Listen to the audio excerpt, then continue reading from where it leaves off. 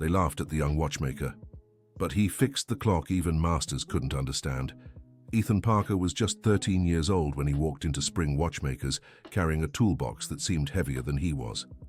The master watchmakers, Walter and Richard, exchanged amused glances at the sight of the scrawny boy with thick glasses, asking for a chance to work there. "Son, this is no child's play," said Walter, the elder of the two, while adjusting his spotless white lab coat. "It takes years to master the craft of watchmaking. You should be in school." Ethan swallowed hard but stood his ground. Since his father had passed, he needed to help his mother, Mrs. Sarah, who could barely afford the rent for their small apartment in downtown New York City. The watchmaker's shop was his only hope of earning honest money. "Please, Mr. Walter, I know how to fix clocks. My grandfather taught me before." The boy's voice faltered for a moment. "I really need this job." Richard, the younger of the two masters, let out a laugh that echoed through the workshop.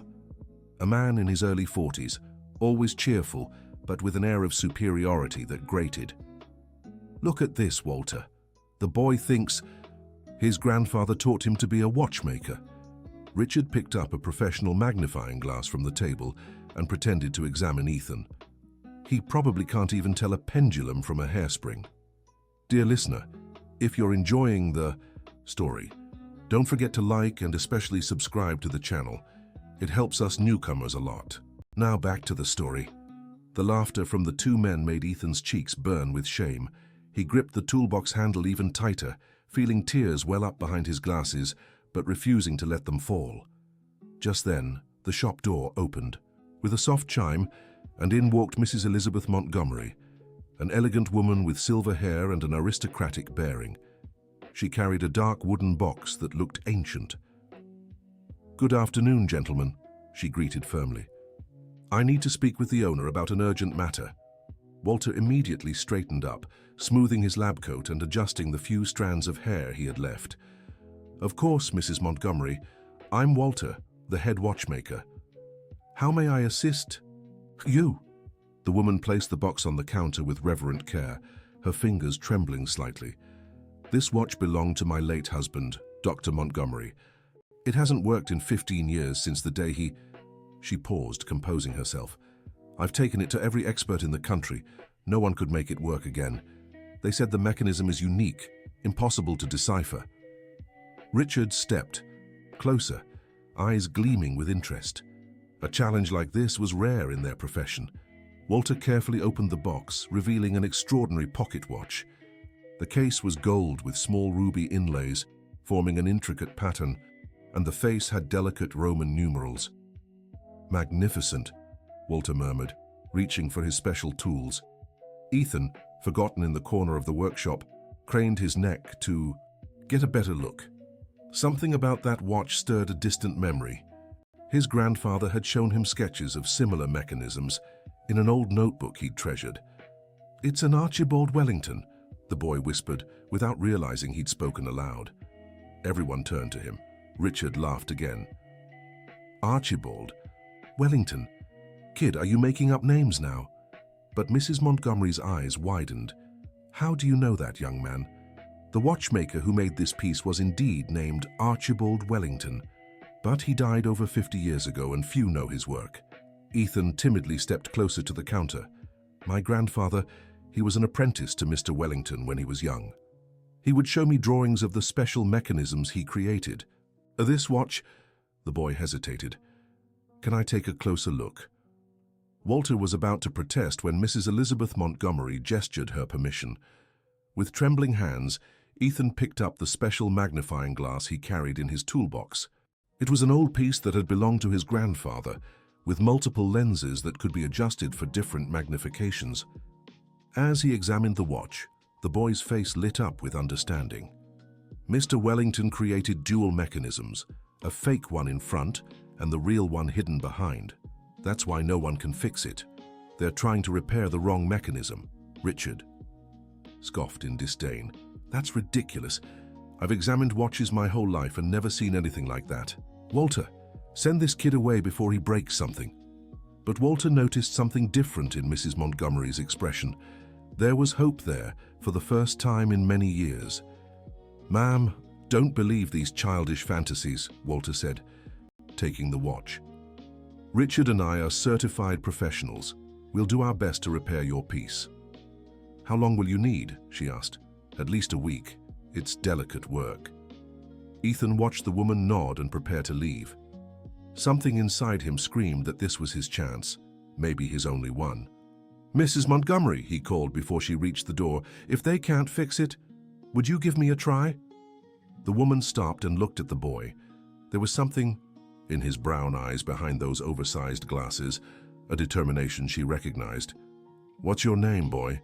Ethan Parker, ma'am. Very well, Ethan Parker. If in a week these gentlemen haven't succeeded, come see me at the address I'll leave. With them?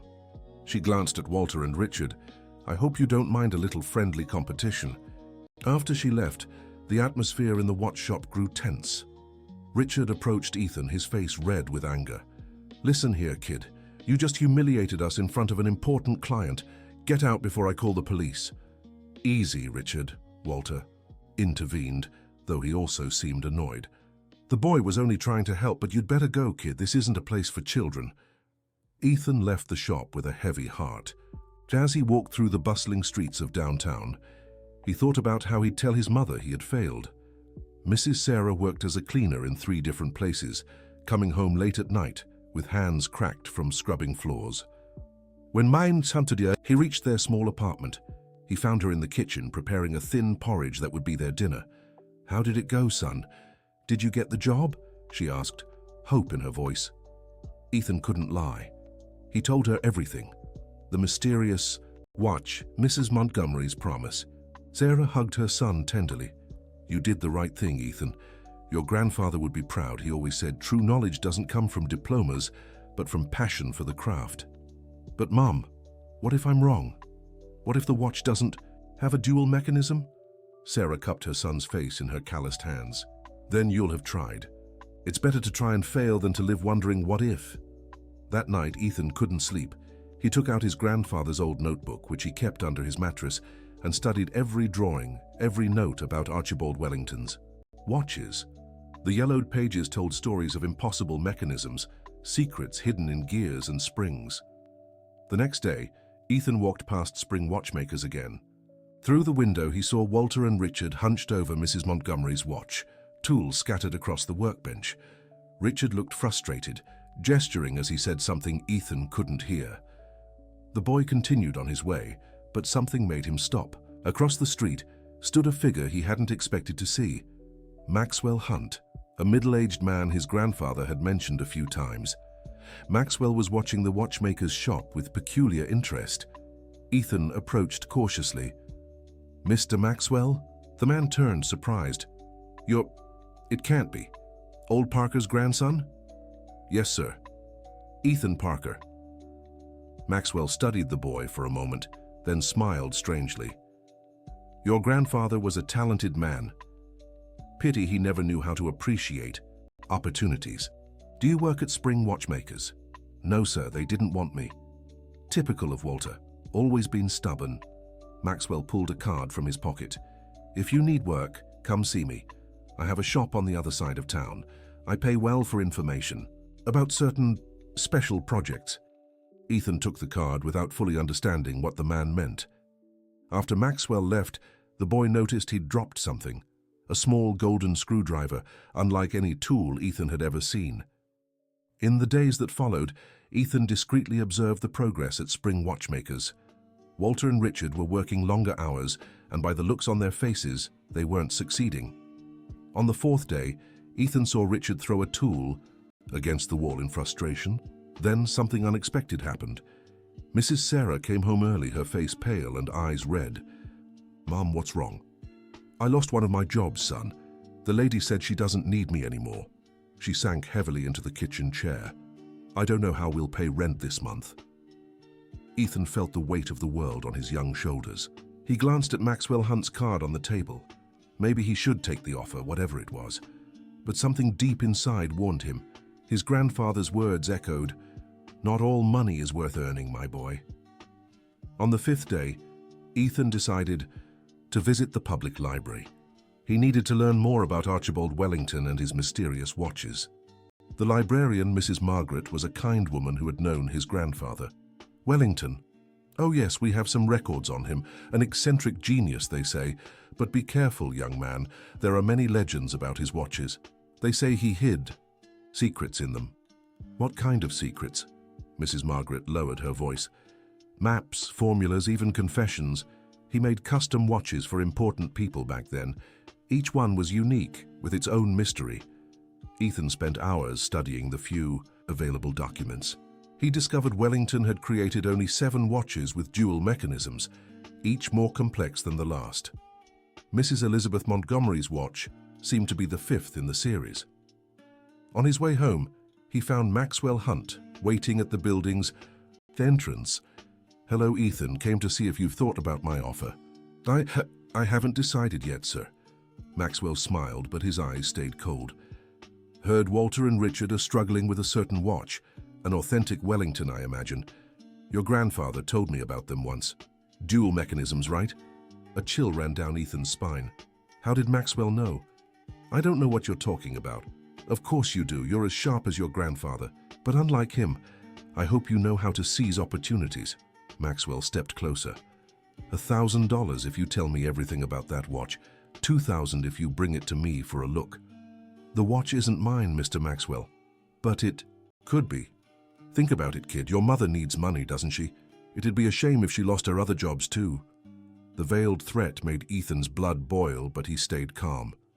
After Maxwell left, the boy rushed into the apartment and locked the door. His hands were shaking. Now he understood why his grandfather rarely mentioned Maxwell Hunt. On the 6th day, the eve of Mrs. Elizabeth Montgomery's deadline, Ethan made a decision. He went to Spring Watchmakers at the end of the workday.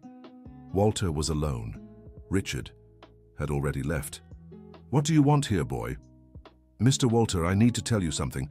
Maxwell Hunt came to see me. He wants information about Mrs. Montgomery's watch." Walter dropped the tool he was holding, his face turning pale. "Maxwell Hunt? That vulture is still around? You know him?" "I do. He used to be a watchmaker until he was kicked out of the association for stealing designs from his colleagues. Your grandfather was one of his victims." Walter rubbed his tired face. What exactly did he want? Ethan told him everything, including the veiled threats. Walter listened in silence, his expression growing graver by the minute. "You did the right thing telling me, kid. Maxwell is dangerous. But why are you helping me? I haven't been very kind to you." "Because it's the right thing to do. My grandfather taught me that." Walter looked at the boy with new eyes. Then he let out a deep sigh. "You know, Ethan, I've spent 6 days trying to fix this watch. Richard, too. We couldn't even open it properly. Maybe you were right about the dual mechanism. Can I try to help? You, but please, Mr. Walter. I studied my grandfather's drawings all week. I think I know how to access the real mechanism." Walter hesitated for a long time. Pride, battled desperation on his face. Finally, he nodded. "All right, but if you damage the watch, the responsibility is mine." Ethan stepped up to the workbench, his heart racing. He put on his special glasses and carefully examined the watch. His small, nimble fingers found what he was looking for, an almost invisible sequence of tiny notches along the edge of the case. "Mr. Wellington was a musician before he was a watchmaker," Ethan explained as he worked. "He used musical sequences as codes. This one, it's the beginning of Beethoven's 5th Symphony." With precise movements, Ethan pressed the notches in the correct order. A soft click, and the back of the watch opened, revealing a second mechanism hidden beneath the first. Walter held his breath. Good heavens! The hidden mechanism was a work of art. Tiny gears interlocked in impossible patterns, and at the ideal center was a small sealed compartment. "There's something inside," Ethan said, "but we need to fix the mechanism first to open it." "Do you know how?" Ethan studied the gears for long minutes, mentally comparing them to his grandfather's drawings. It was even more complex than he'd imagined. One misplaced piece, and the whole system would lock permanently. "I need special tools, some that my grandfather left behind." "Go get them, quickly." Ethan ran through the dark streets to his apartment. Mrs. Sarah hadn't returned from work yet. He grabbed the old toolbox his grandfather had left, which he kept on top of the wardrobe. Inside, alongside the ordinary tools, were instruments he'd never fully understood, until now. When he returned to the watch shop, he found not only Walter, but also Richard, who had come back. "Walter called me," Richard said, without his usual mocking tone. "Is it true? The boy found the hidden mechanism?" "It's true, but now comes the hard part." Ethan worked through the night, with Walter and Richard watching his every move. His small hands could reach spaces adult fingers couldn't. Piece by piece, he adjusted the mechanism. "Careful with the coil spring," Richard warned. "If it slips—" "I know," Ethan replied, his forehead damp with sweat. "My grandfather taught me." Around 3 in the morning, when they were all exhausted, Ethan made the final adjustment. The mechanism began to move smoothly, the gears dancing in perfect harmony. "You did it," Walter murmured. The boy did it. The small compartment in the center opened with a click. Inside was a folded, yellowed piece of paper. Richard picked it up carefully and read aloud, "To my beloved Elizabeth. If you're reading this, it means someone worthy has finally solved my riddle. The real treasure isn't in gold or jewels, but in the time we spent together. This watch contains 1,427 days, the exact time from our first meeting to our wedding. Every gear represents a special moment. With eternal love, your Edward." The three fell silent. Ethan noticed tears in Walter's eyes. "Edward Montgomery had this watch made before he died," said the veteran watchmaker. "It was his anniversary. Gift for Mrs. Elizabeth, but he passed before he could deliver it and explain the secret. That's why she wanted it fixed so badly," Richard added. "Not for its value, but for the message." The watch now worked perfectly, marking not just the hours, but telling a love story that had spanned decades. When the sun rose, the three were still in the watch shop, exhausted, but triumphant. Then, the door burst open violently. Maxwell Hunt entered, followed by 2 large men. "I heard you cracked the Wellington," he said with a cold smile. "Congratulations. Now hand over the watch." "Get out of here, Maxwell," Walter shouted. "You have no right." "Oh, but I do. Mrs. Elizabeth owes me money, a lot of money. This watch will cover part of that debt." "That's a lie," Richard protested. "It's true. Her late husband made some bad investments with me. I have the paperwork. So, let's make this easy." Ethan clutched the watch to his chest. He couldn't let Maxwell destroy Mrs. Elizabeth's last keepsake of love. "No, the watch isn't yours." Maxwell signaled to one of the men, who lunged toward Ethan. But before he could reach him, the door opened again. Mrs. Elizabeth walked in, accompanied by a man in a suit. "I believe there's been a misunderstanding, Mr. Hunt," she said firmly. "This is my lawyer, Dr. Peterson. We have a few things to clarify about those so-called documents of yours." Maxwell paled. "Elizabeth, darling, we can talk." "I've discovered something interesting, Maxwell. The documents you have are forgeries. My husband never did business with you. But you forged his signature, didn't you, just like you did with others? The police are already on their way."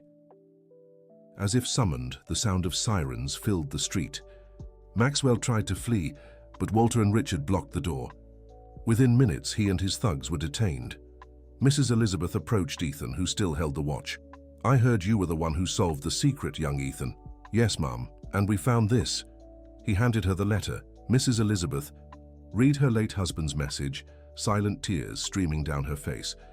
When she finished, she hugged the watch to her chest. "Thank you. You can't imagine what this means to me." She looked at the three of them. "How can I repay you?" "You don't have to," Ethan began. "Of course I do. Walter, I believe you need an apprentice at the watch shop, don't you?" Walter and Richard exchanged glances. Then Richard smiled genuinely for the first time. "No, I think we do. What do you say, Master Ethan?" Ethan couldn't hold back his tears of joy. He'd finally have a job. He could help his mother. "But there's one condition," Walter said seriously. "The boy has to keep studying. Work only after school. And he needs to learn the theory, not just the practice," Richard added. "We'll teach him properly." "And the salary?" Mrs. Elizabeth asked. "A fair apprentice wage," Walter replied, "with raises as he progresses." Ethan could hardly believe it. In just a week, he had gone from a rejected boy to the official apprentice at Spring Watchmakers. Dear listener, if you're enjoying the story, don't forget to like and especially subscribe to the channel. It helps us a lot as we're just starting out. Now, back to the story. But it didn't end there. In the following weeks, news of the boy who had deciphered a Wellington watch spread through the watchmaking community. Customers began bringing in old and mysterious pieces, hoping the young apprentice could help.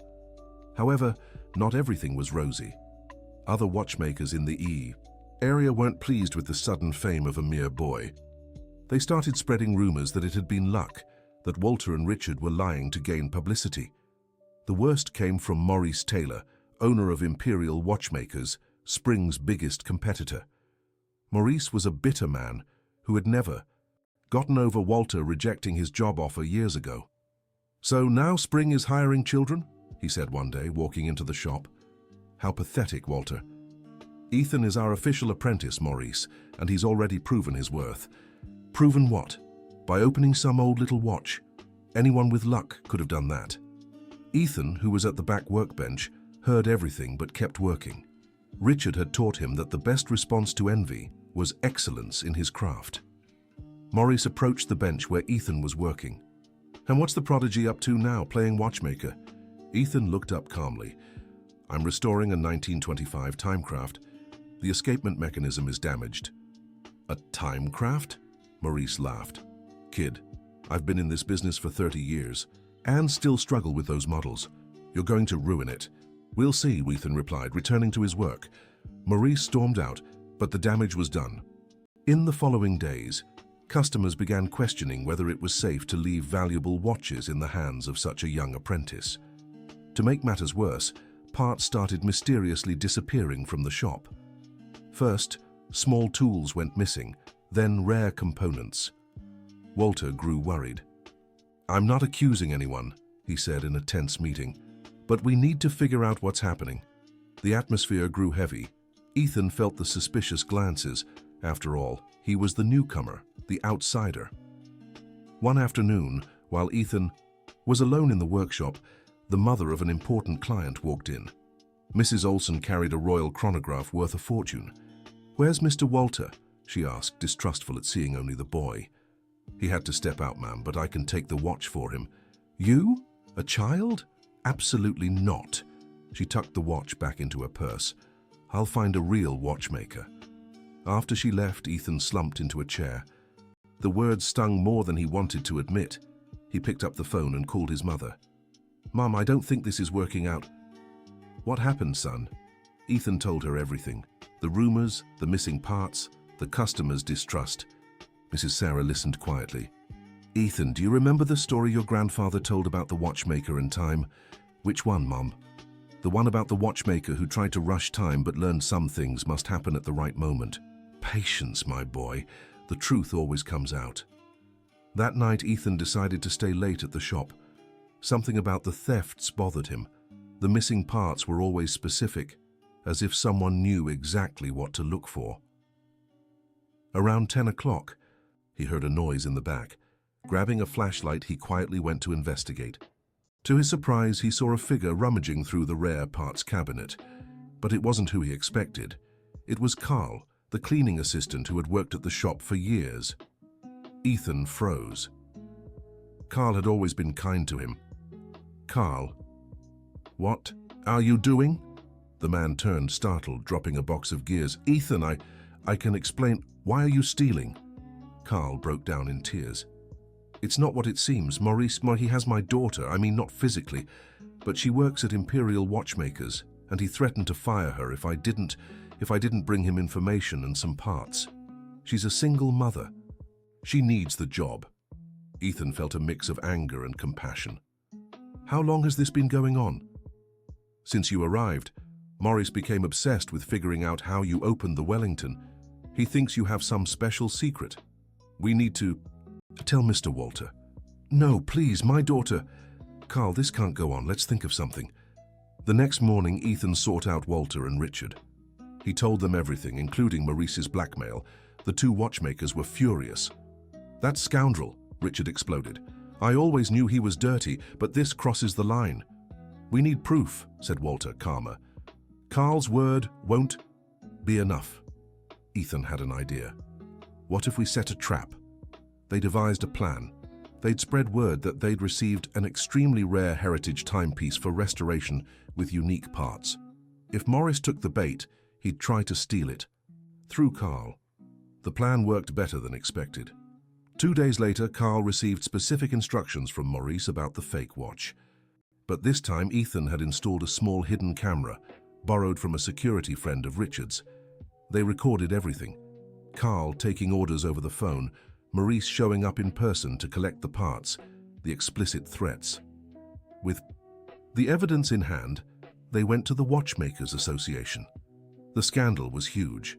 Morris lost his license and Imperial Watchmakers closed its doors. Carl's daughter got a better job at another company, free from her former boss's grip. You saved not just our shop's reputation, but also Carl's family, Walter told Ethan. How can we thank you? I just want to keep learning, the boy replied. But the challenges didn't end there. With Ethan's growing fame came something unexpected, a letter.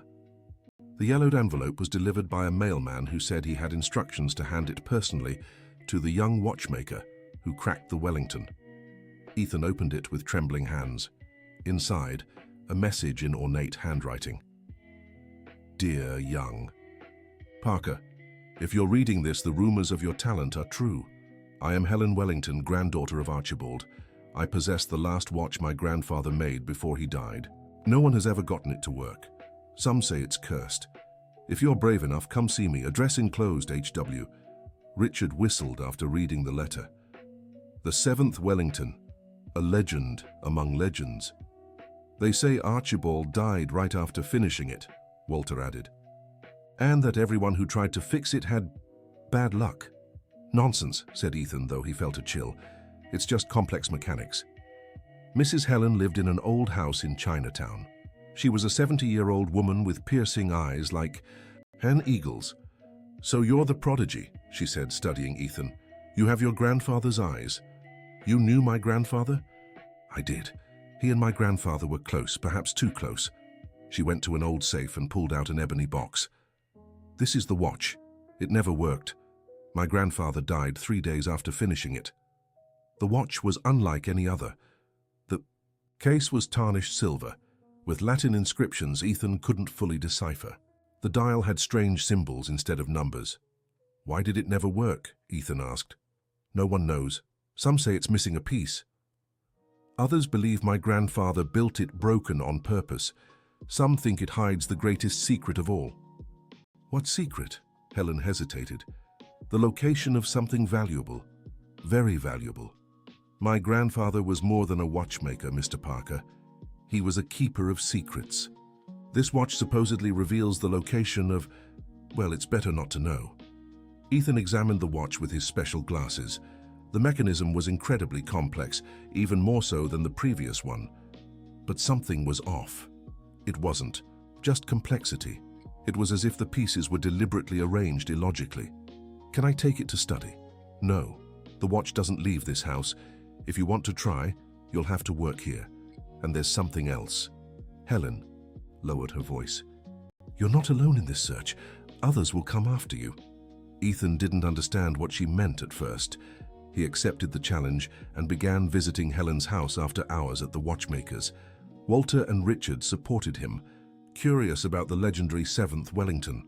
The first attempts were frustrating. The watch seemed to mock his efforts. Every time Ethan thought he'd found the solution, he uncovered another layer of complexity. It was Mrs. Sarah who, unintentionally, gave the crucial clue. You're too tense, dear. Remember what your grandfather used to say.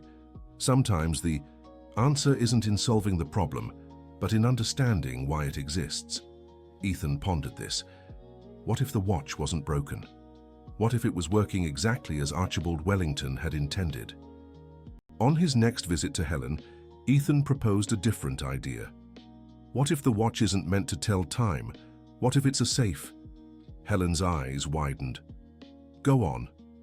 The symbols on the face, they're not random. They're coordinates.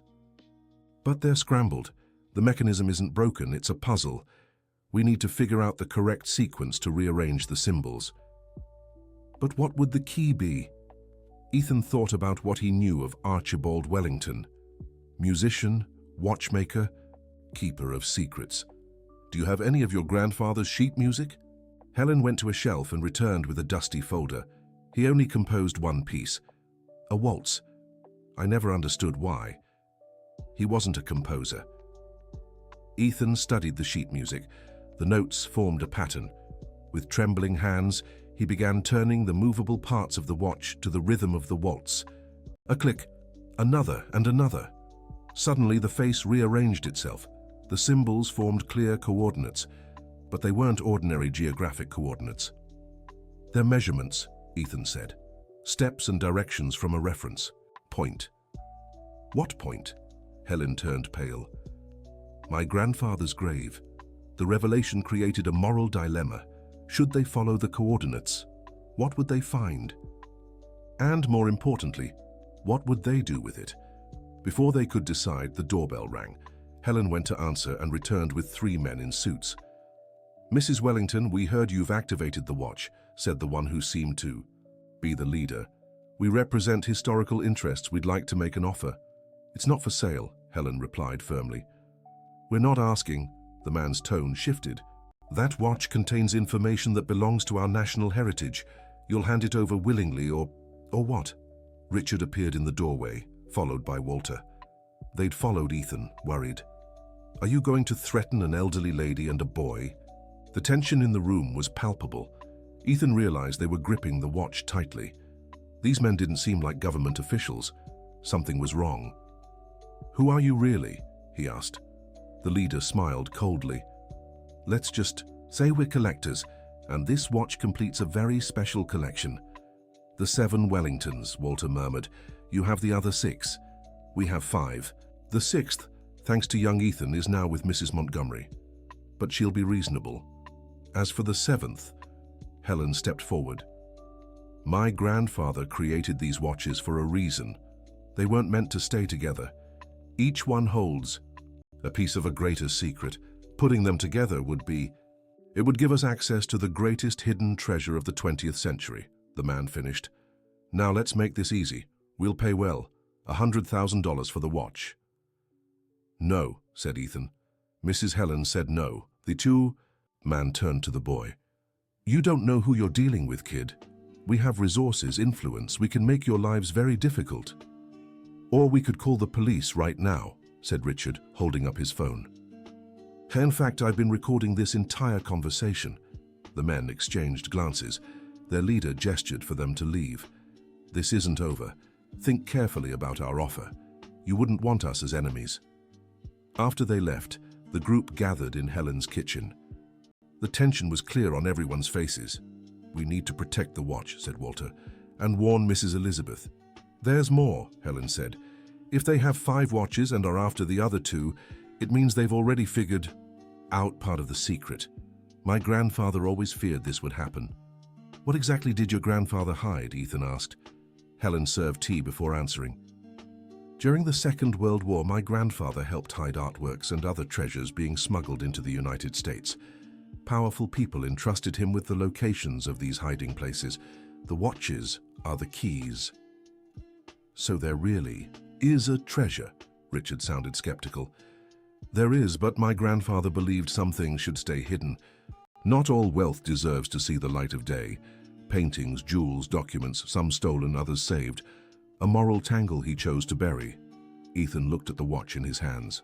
Suddenly, it felt like it weighed a ton. What do we do now? First, we protect the watches, Walter said. Then we decide whether the secret should stay buried or not. That night, Ethan couldn't sleep again. He told his mother everything, and she listened quietly. What does your heart say, son? I don't know, Mom. Part of me wants to uncover it all, solve the mystery. Another part is afraid of what we'll find. Your grandfather used to say curiosity moves the world, but wisdom knows when to stop. You have both, Ethan. You'll know what to do. The next day, Mrs. Elizabeth arrived at the watch shop, worried.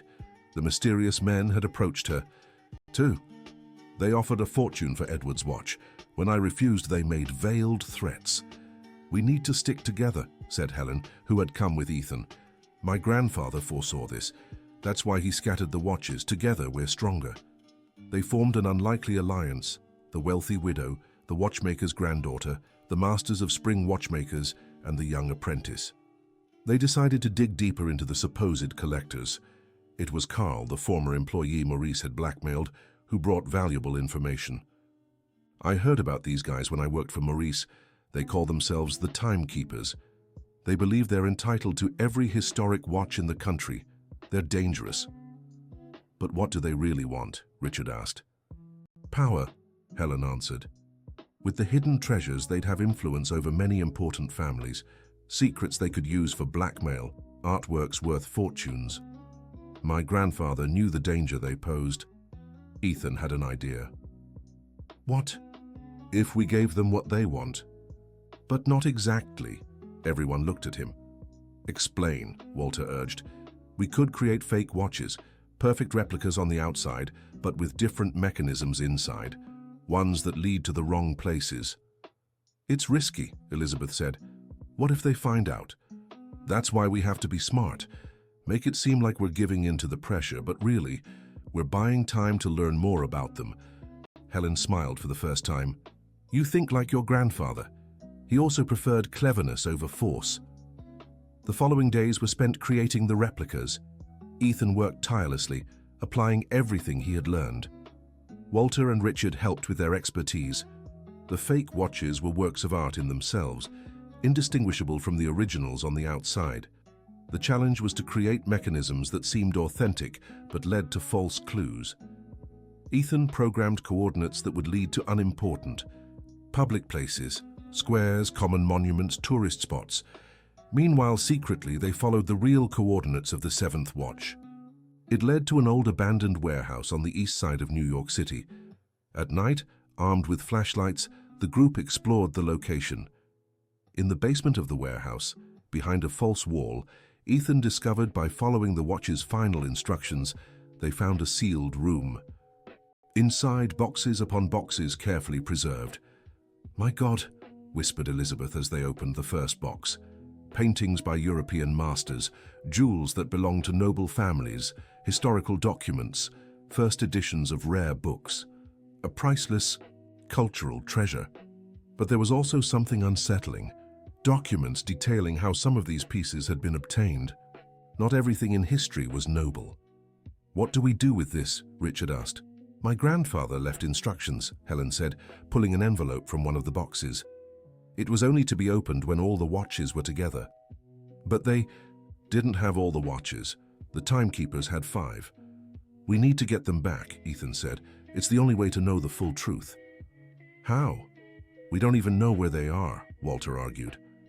Then Helen's phone rang. It was a message from the Timekeepers.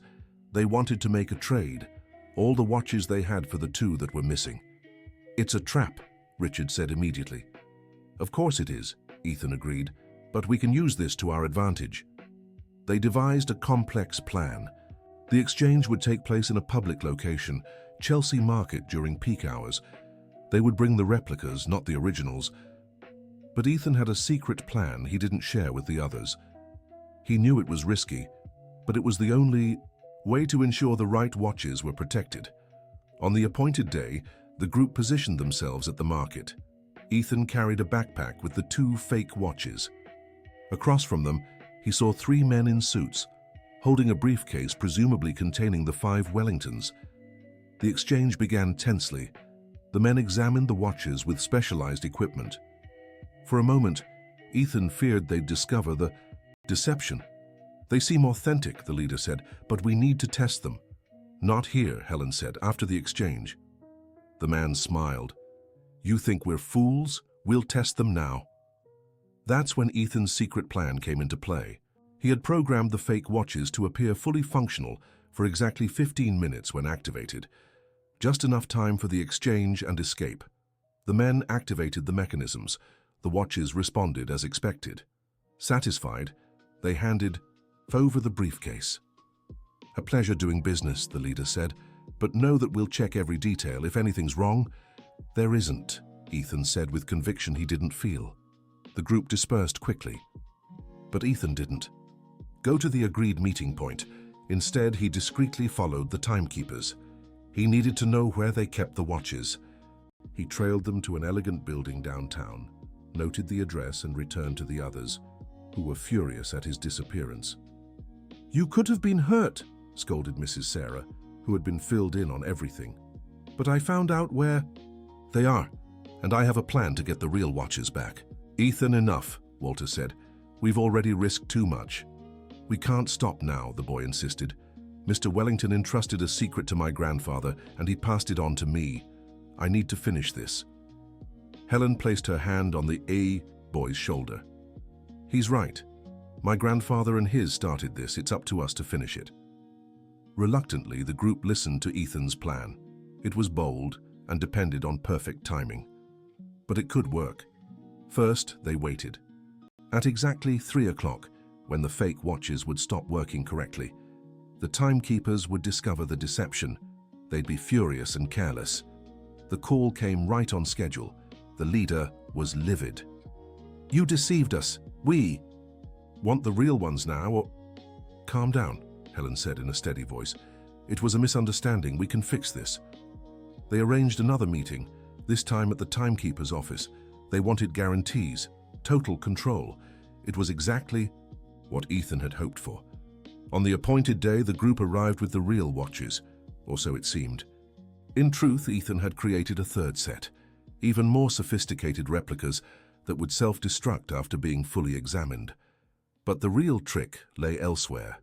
While the timekeepers obsessively inspected the new watches, Carl, who had volunteered to help as a form of redemption, slipped through the back of the building. His mission was simple: find and recover the 5 original Wellingtons. Ethan had discovered in his research that the real watches emitted a specific frequency when near each other. He'd built a detector for Carl. The tension in the meeting room was palpable. The timekeepers tested every gear, every mechanism. Ethan broke into a cold sweat, praying his creations would hold up under scrutiny. "These seem different," one of the men said. "They're the originals," Ethan insisted. "The others were prototypes my grandfather made before the final versions." It was a lie, but a plausible one. Archibald Wellington was known for his perfectionism. Long minutes passed. Then Ethan's phone buzzed discreetly, a message from Carl. "Found them, leaving." That was the signal. They needed to buy a few more minutes. "You know," Helen said suddenly, "you never told us what you planned to do with the watches." The leader looked at her with disdain. "That's none of your concern." "It is. They're my family's legacy. I have a right to know." The man sighed, clearly irritated but deciding to indulge her. "We're creating a private museum to preserve these treasures properly, away from the ignorant public." "Lies," Elizabeth said. "You want the treasures hidden." "And what if we do?" the leader snapped. "Those pieces belong to those who can truly appreciate them, not public institutions that would let them rot in storage." The argument escalated, buying them the time they needed. Another buzz. Safe exiting. Ethan gave a subtle signal. It was time to leave. "Well, if you're satisfied with the watches, we'll be going," Walter said. "Not yet," the leader replied. "We'll activate them first. See if the coordinates match." Ethan's heart sank. If they activated them all together, the self-destruct mechanism would trigger prematurely. Then the lights went out. Carl, following Plan B, had cut the building's power. In the chaos, the group rushed for the exit. "Get them!" the leader shouted. But Chelsea Market had taught them a lesson. Public places were safe. Once they reached the street, they melted into the crowd. The timekeepers couldn't do anything without drawing unwanted attention. Back at Spring Watchmakers, the group gathered. Carl handed over the briefcase with the 5 original Wellingtons. "We did it," he said, still in disbelief. Now they had all 7 watches. Helen took her grandfather's letter with trembling hands. The letter revealed the full truth. Archibald Wellington had indeed hidden treasures, but not where the watches individually pointed.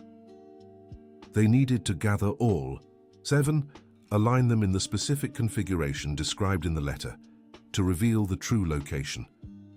But there was more. Wellington explained that the treasures weren't just valuable, they were evidence of war crimes, shameful collaborations, stories that could destroy reputations even decades later. "I leave the decision to you," he wrote. "Reveal the truth, and bring justice or keep the secret and preserve peace. There is no right answer." The group fell silent. The weight of the decision was overwhelming. "What do we do?" asked Richard. "We vote," suggested Elizabeth. "It's fair." One by one they shared their opinions. Walter believed the truth should prevail. Richard preferred to leave the past buried. Carl abstained, saying he had no right to weigh in. Mrs. Sarah surprisingly voted for disclosure, saying secrets only bring pain. Helen was torn. Elizabeth too. All eyes turned to Ethan, the tie-breaking vote. The boy thought long and hard. He thought of his grandfather, all he had learned of justice and mercy. "I think we should reveal the truth, but not all at once. We can return the artworks to museums anonymously. As for the incriminating documents, maybe it's best to give them to historians. Let them decide what to do. We're not judges." The wisdom in the boy's answer impressed everyone. It was a sensible middle ground. The following weeks were spent executing the plan. Artworks began mysteriously appearing in museums across the country. Historical documents were sent to universities. No mention of the Wellingtons or those responsible. The timekeepers tried to retaliate, but without the real watches and with their replicas self-destructed, they had no proof of anything. Eventually, they gave up and disappeared. Spring watchmakers thrived. The story of the boy who unraveled the Wellington's secrets spread, attracting clients from all over the country. Ethan kept learning, growing in skill and wisdom. But the most important moment came on an ordinary afternoon months later. Ethan was working on a simple watch when his mother walked into the workshop. "Son, there's a letter for you." It was from a prestigious university, offering a full scholarship to study engineering when he came of age. Inside the envelope, a note. "For the young man who proved knowledge and character go hand in hand. Courtesy of anonymous friends." Ethan smiled, knowing exactly who those friends were. That evening, the group gathered for a celebratory dinner. The 7 Wellingtons were displayed in a special case at the Watchmakers, their secrets now safe. "A toast," proposed Walter, "to Ethan, who taught us that ability isn't defined by age, but by passion and dedication." "And to justice," added Helen, "which prevailed in the wisest way possible." "To our grandparents," said Ethan, raising his glass of juice, "who trusted us to do the right thing." They all toasted. Outside, the city clock struck 7. Inside Spring Watchmakers, the 7 Wellingtons ticked in perfect harmony, no longer guarding dark secrets, but celebrating a story of resilience, courage and wisdom that transcended generations. Mrs. Sarah hugged her son with pride. Money was no longer a concern. Ethan's salary had increased significantly, and the university scholarship was promised. But more than that, she saw in her son the same sparkle that had been in his grandfather's eyes, the satisfaction of someone who had found their purpose. The following months brought new challenges and joys. Ethan became known as the young master watchmaker, consulted even by seasoned professionals when faced with particularly complex mechanisms. Richard, who had once mocked him, became his greatest advocate and friend. They used to spend hours discussing theories and techniques, the veteran learning as much as he taught. "You know, Ethan," he said one day, "I envied you, I admit it. Seeing someone so young with so much talent, it bruised my ego. We all have our talents, Richard. You taught me things I'd never have learned on my own. That's why you're special, kid. It's not just the talent, it's the humility." Spring Watchmakers became a gathering place for antique watch enthusiasts. People came from far and wide to see the 7 Wellingtons and hear the story of the boy who had reunited them. But Ethan never let success go to his head. He still arrived early, sweeping the workshop, organizing tools. Walter had to insist he take on an assistant. "You need to focus on the complex work," he argued. "Leave the simple tasks to others." That's how Peter came in, a shy 16-year-old boy from Ethan's old neighborhood, eager to learn and reminding Ethan of himself years before. "The first lesson," Ethan told Peter on his first day, "is that no job is too small. Every screw, every gear has its importance. Respect the watch, and it will reveal its secrets." Peter absorbed every word. Soon, a new master and apprentice duo formed at Spring Watchmakers. Helen Wellington became a frequent presence at the shop. She brought more of her grandfather's documents, sharing lost stories and techniques. They created a small historical archive in the back of the store. "My grandfather would be happy," she said one day, watching Ethan teach Peter. "Seeing his knowledge passed down generation to generation, that's how true art survives." Mrs. Elizabeth Montgomery also visited regularly. Her husband's watch held a place of honor in her home, ticking perfectly, counting not just the hours but the precious moments of an eternal love. "Ethan," she said during one visit, "you gave me back more than a watch. You gave me memories, the connection to Edward. No payment could ever be enough." "You don't owe me anything, Mrs. Montgomery. Seeing you happy is reward enough." But she insisted on creating a scholarship fund for underprivileged young apprentices interested in watchmaking. The Wellington Parker Foundation had already helped 3 youths start careers in the field. The only shadow in this success story was the absence of Ethan's father. Mrs. Sarah never spoke of him, and Ethan had learned not to ask. But sometimes late at night, he wondered where he might be if he knew of his son's success. The answer came unexpectedly. One day, a ragged man appeared at the shop's door. Ethan barely recognized him. Years and hardship had taken their toll. "Ethan?" The voice was hoarse, uncertain.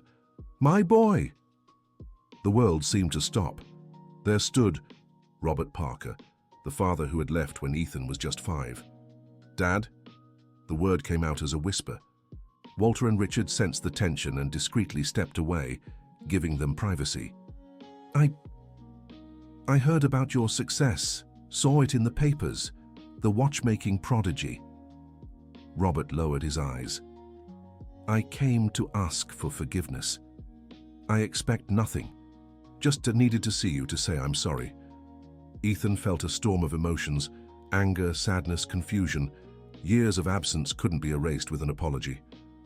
"Why did you leave?" Robert sighed deeply. "I was young, stupid, thought life had more to offer elsewhere. When I realized my mistake, I was too ashamed to come back, and then, the longer it went on, the harder it got. Mum suffered a lot. I know I don't deserve forgiveness. I just wanted you to know. I'm proud of you, of the man you became, despite my absence." Ethan stayed silent for a long moment. He thought about everything he'd learned about forgiveness, about second chances. He thought of Carl, who had made mistakes and redeemed himself. "So I can't forgive you on Mom's behalf," he finally said. "That's up to her, but maybe we can talk, get to know each other, slowly." Robert's eyes filled with tears. "That's more than I deserve. Thank you, son."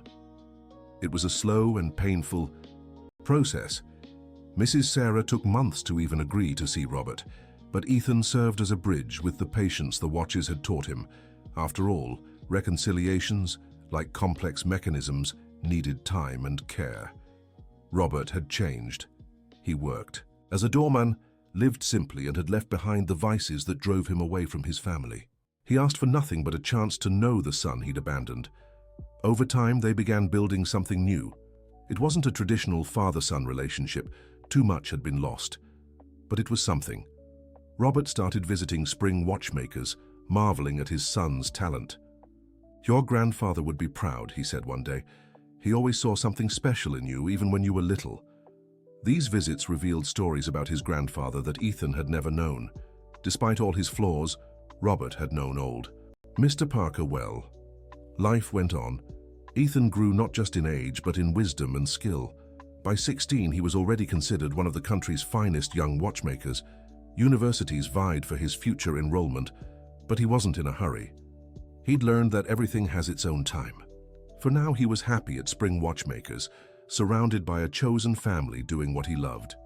One afternoon, as he worked on a particularly challenging watch, Peter asked, "Master Ethan, what's the secret to being a good watchmaker?"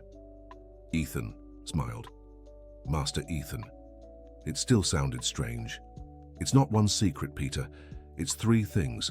Patience to understand every problem has a solution. Humility to learn from everyone, even from mistakes. and passion to keep going when no one believes in you. Is that how you uncovered the Wellingtons? That's how I learned the real treasure wasn't in what the watches hid, but in what they revealed, that knowledge, character, and courage have no age, that true legacy isn't what we receive but what we do with it. Peter nodded solemnly, absorbing the lesson. That night, Ethan had a dream. He saw his grandfather, young, working beside Archibald Wellington. The two smiled, crafting beauty and mystery in metal and time.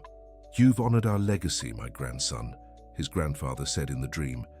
"But remember, time moves on and there's always more to learn, more to create, more to pass down." Ethan woke with tears in his eyes and certainty in his heart. His journey was only beginning. There were still watches to repair, mysteries to uncover, knowledge to share. The next morning, he arrived at the shop to find a surprise. A crowd had gathered outside. At the center stood a familiar figure, the mayor of the city. "Ethan Parker," the mayor said solemnly, "in recognition of your exceptional service in preserving our city's cultural heritage and for inspiring young people to pursue their dreams, despite adversity, the city is honored to present you with the title of Outstanding Young Citizen." The crowd applauded. Flushing with embarrassment, Ethan accepted the commemorative plaque, but what moved him most were the faces in the crowd. His mother, crying with pride, Walter and Richard smiling like proud fathers, Helen and Mrs. Montgomery applauding gracefully, Carl with his family now thriving and united, Peter gazing at him in admiration, and even Robert standing in the back, quiet but present. "Thank you," Ethan said into the microphone. "But this award isn't just mine. It belongs to everyone who believed in me when I was just a boy with a toolbox too heavy and a dream too big. It belongs to my mother, who taught me dignity has no price. To my grandfather, who guided my steps even in absence. To Walter and Richard, who gave me a chance. To all of you who are part of this story." More applause, but Ethan was already eager to get back to work. There was a watch waiting on the bench, whispering its secrets, promising new mysteries, because in the end, that's what mattered. Not the awards or recognition, but the satisfaction of bringing dead gears back to life, of returning lost time to people, of keeping alive an art many considered outdated. The years would pass. Ethan would grow, study, perhaps travel the world learning from other masters. But he would always return to Spring Watchmakers, where it all began, where a boy proved that laughing at him was the biggest mistake they could have made. Because Ethan Parker didn't just fix the watch even masters couldn't understand. He mended lives, reunited families, preserved history, and proved that true worth isn't in what we appear to be, but in what we prove we can do. And somewhere in the steady tick-tock of the 7 Wellingtons displayed in the window, time smiled, knowing its secrets were in good hands. Young hands but wise ones, hands that would build the future by honoring the past. The end of the story. Now tell us what you thought of the story. Do you think Ethan made the right decisions along his journey? We'd love to read your thoughts in the comments. Thank you for joining us. Leave a like and subscribe for more heartwarming stories.